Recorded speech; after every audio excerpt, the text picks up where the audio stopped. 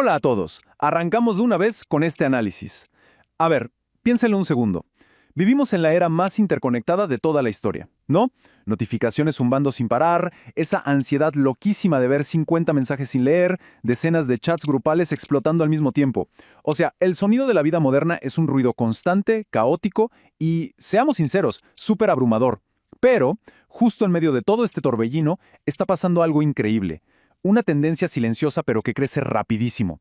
Cada vez más personas están decidiendo, literalmente de la nada, apretar el botón de pausa y retirarse de la vida social. Borran las aplicaciones, dejan de responder, construyen muros enormes. Imagínense esto por un momento. De repente, todo se apaga. Silencio absoluto. Qué contraste tan brutal, ¿verdad? Ese es exactamente el cambio abrupto del que hablamos. Es pasar de un mundo donde nuestra atención está fracturada en mil direcciones a un espacio donde no hay absolutamente nada de ruido externo. Es una transición intencional hacia el vacío. Y para entender la psicología detrás de este corte repentino, tenemos que bajar un poco la velocidad, mirar qué hay debajo de ese silencio y empezar a hacernos las preguntas correctas sobre lo que de verdad está pasando en la mente humana. Lo que nos lleva directo a la gran incógnita que estructura nuestro análisis de hoy. ¿Por qué? ¿Por qué cortar absolutamente todos los lazos? ¿Por qué la desconexión total se ha vuelto una respuesta tan común frente a las demandas de la sociedad? Esta pregunta es nuestro gancho para adentrarnos en este misterio psicológico. Para encontrar la respuesta tenemos que diseccionar este comportamiento, porque como veremos ahora mismo, el silencio definitivamente no significa lo mismo para todas las personas. Pasemos a nuestra primera sección. Distinciones cruciales. Aquí vamos a separar lo que es la solitud saludable del aislamiento defensivo. Imaginen que la mente humana es como un iceberg gigante. Antes de juzgar el comportamiento que vemos en la superficie, hay que sumergirnos un poco y comparar dos conceptos que suenan parecido pero son agua y aceite. Por un lado tenemos la solitud. Imaginen a alguien tomando un café tranquilamente, disfrutando de un buen libro. Es esa capacidad de estar a solas sin sentir ese terrible vacío interno. Es una elección 100% saludable. Básicamente es como enchufar a la pared nuestra batería social para recargarla. Pero por otro lado tenemos el aislamiento, y acá la historia cambia por completo. El aislamiento no es para recargar, es un mecanismo de defensa. Es cuando alguien puede estar en el medio de una fiesta llena de gente y aún así sentirse completamente invisible y con ansiedad. Cuando alguien recurre al aislamiento, el acto de alejarse ya no es una simple preferencia, se convierte en un mensaje de advertencia, un verdadero SOS emitido por la psique. Y esto nos lleva a la sección 2, las raíces profundas. Vamos a explorar los 4 perfiles psicológicos del aislamiento. Arranquemos con el primer perfil, la respuesta al trauma. Y esto a menudo se manifiesta como una hiperindependencia. Estamos hablando de un aislamiento extremo que típicamente nace de una herida muy profunda de traición en el pasado.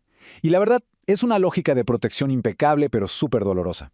Básicamente, el cerebro aprende a los golpes que los demás son impredecibles o peligrosos. Entonces, ¿qué hace la mente? Construye un búnker literal. La regla de oro pasa a ser, si aprendo a no necesitar a absolutamente nadie, entonces nadie va a tener nunca la oportunidad de fallarme. Es el dolor del pasado dictando las reglas del presente. Pasemos al segundo perfil, que nos cambia el ángulo por completo, el burnout social o agotamiento social. Y escuchen bien esto porque es fascinante. Esto no está impulsado por un odio hacia las personas. Cero. Esto es pura biología. Hablamos de un sistema nervioso que está completamente saturado. La amígdala, que es el centro de alarmas del cerebro, se queda trabada en un modo constante de lucha o huida.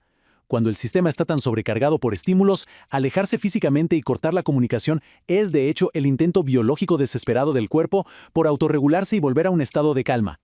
El tercer perfil es el apego evitativo. Aquí la jugada es distinta. Para estas personas la intimidad y la cercanía no se sienten como un abrazo cálido, sino que se perciben casi como una pérdida de libertad o peor, como una amenaza directa a la identidad personal.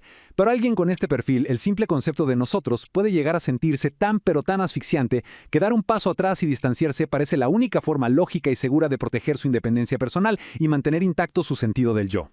Y finalmente llegamos al cuarto perfil, la depresión sonriente. Este término describe un estado de agotamiento increíblemente profundo. Las personas que lo experimentan invierten cantidades masivas de energía todos los santos días solamente para mantener una máscara social que dice «todo está bien». Es un esfuerzo monumental, así que cuando por fin se alejan y se refugian en el aislamiento, no es por una falta de interés en la conexión humana, es por una falta crítica de energía. Mantener esa fachada es tan desgastador que eventualmente el silencio absoluto se convierte en la única opción económica que le queda al cerebro para sobrevivir al día. Avanzamos a la sección 3, la realidad física. Hablemos del costo neurológico de desaparecer. Acá es donde la ciencia nos muestra una paradoja verdaderamente trágica. Cuando el aislamiento se mantiene por mucho tiempo, el cerebro cambia físicamente. Las imágenes neurológicas muestran algo increíble. El aislamiento prolongado activa exactamente las mismas áreas del cerebro que se encienden cuando experimentamos dolor físico real. Es decir, mientras que la mente empuja hacia el aislamiento para protegerse del daño del mundo, esa misma armadura aumenta dramáticamente la vulnerabilidad al estrés y enciende los centros de dolor en el cerebro. Literalmente, el escudo termina lastimando a quien lo lleva. Y esta frase da justo en el clavo y centraliza el problema maravillosamente. Sin el espejo de los demás, perdemos la perspectiva de quiénes somos. Es fundamental entender por qué este costo neurológico importa tanto. Los seres humanos somos criaturas intrínsecamente sociales. Necesitamos a otras personas no solo para hacer compañía, sino para que actúen como un espejo social. Nuestras interacciones reflejan partes de nosotros mismos, ayudándonos a mantener un sentido de identidad realista y fundamentado. Cuando se rompe ese espejo, al alejarnos por completo, nuestra perspectiva de la realidad y de nosotros mismos se empieza a distorsionar gravemente. Llegamos a nuestra última sección, saliendo a la superficie. El retorno a la conexión. Si hay algo súper importante que quiero que se lleven de toda esta exploración, es esto. Si analizamos la ciencia, la conclusión es muy compasiva. El aislamiento extremo es fundamentalmente un intento de supervivencia. No es una señal de que alguien esté defectuoso o irreparablemente roto. Es la mente haciendo lo mejor que puede con las herramientas que tiene ante una carga enorme. Es importantísimo validar el dolor de quienes necesitan retirarse. Sin embargo, esto trae consigo una advertencia vital. La soledad o el retiro temporal puede ser un excelente lugar para visitar y sanar, pero el aislamiento prolongado es un lugar psicológicamente muy peligroso para establecer una residencia permanente. Y cerramos este análisis con una reflexión directa de nuestra fuente que de verdad te deja pensando. La verdadera sanación no ocurre en el vacío, sino en el espacio seguro que se construye con los demás. Esta es la idea con la que nos tenemos que quedar. El silencio y la desconexión pueden ofrecernos una pausa, una barrera temporal contra todo el ruido. Pero al final del día, la verdadera recuperación, ese equilibrio que tanto buscamos, exige inevitablemente un valiente retorno a la conexión humana.